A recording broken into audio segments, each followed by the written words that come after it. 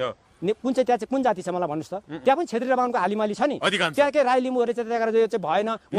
उहाँ चाहिँ यो चाहिँ जातिवादी उहाँले भन्न नसक्ने आज यो कुरा उठाउनु भएको छ त उठाउनु भएको छैन नि नेमालेमा हेर्नुहोस् हैन समाजवादीमै हिजो हेर्नुहोस् हैन कम्युनिस्टमा हेर्नुहोस् समग्रमा कम्युनिस्टमा हेर्नुहोस् हैन माओवादीमा पनि हेर्नुहोस् न त्यहाँ चाहिँ छ त भनेपछि यो सानो बिरुवा एउटा उदाउँदै गरेको बिरुवालाई चाहिँ अगाडि बढाउन आज जातिवादीको ट्याग लगाइदिने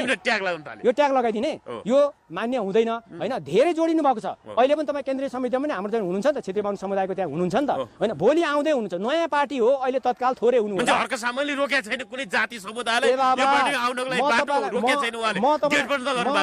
के भन्न चाहन्छु भने यहाँ त सबै पार्टीको मान्छे श्रमदान गर्न पाउनु भएको छ आउनु भएको छ यहाँ तपाईले हेर्नु यहाँ क्षेत्री छ बाहुन छ दमाई छ कामी छ मधेसी समुदायको मान्छे छ पहाडमा लेखमा बस्ने भोटे समुदायको मान्छे छ हैन लामा गुरुङ ताम सबै छ नि अनि यसलाई जातिवादी भन्न मिल्यो त हैन भोलि अझै जोडिँदै हुनुहुन्छ पार्टीमा पनि धेरै जोडिँदै हुनुहुन्छ यहाँ सबैजना हुनुहुन्छ यसलाई चाहिँ जातिवादी भनेर यो चाहिँ के भने एउटा सफलतामा अगाडि बढिरहेको यो देशमा विकास गर्छु भनेर अगाडि बढिरहेको हैन विकासको बाटोमा लाग्छु भनेको पार्टीले एउटा खुट्टा तान्ने प्रविधि प्रविधि अनि यो एउटा भ्रमको खेती उहाँले गर्नुभएको छ हैन बिकाउ होला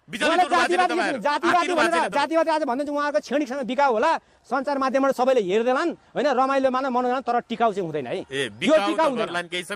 टिकाउ हुँदैन म तपाईलाई यही मिडिया मार्फत भन्न चाहन्छु एकदम समावेशी पार्टी हो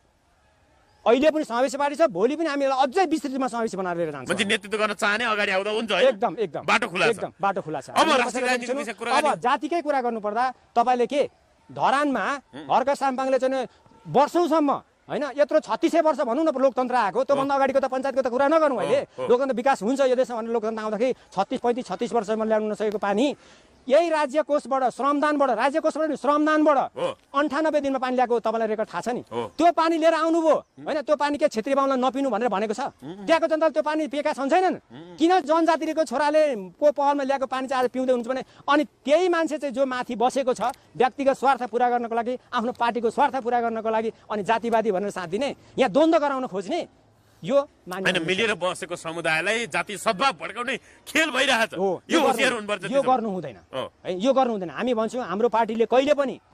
यो गरेको छैन र गर्ने जो हुनुहुन्छ जो अरु पार्टीको हुनुहुन्छ अरु जुन विपक्ष हुनुहुन्छ उसमा हुनुहुन्छ उहाँलाई म के भन्छु नि यो खेल नखेल्दिनु होला हैन मैले तपाईलाई अघि नै भने यो बिकाउ होला तपाईहरुलाई कसैले हाई गराउन 2 दिन तर यो टिकाउ हुँदैन भने यही मिडियामा भन्न चाहन्छु अब अन्तमा राष्ट्रिय राजनीतिक विषय अलिकति केन्द्रित जस्तो जेन्दी आन्दोलन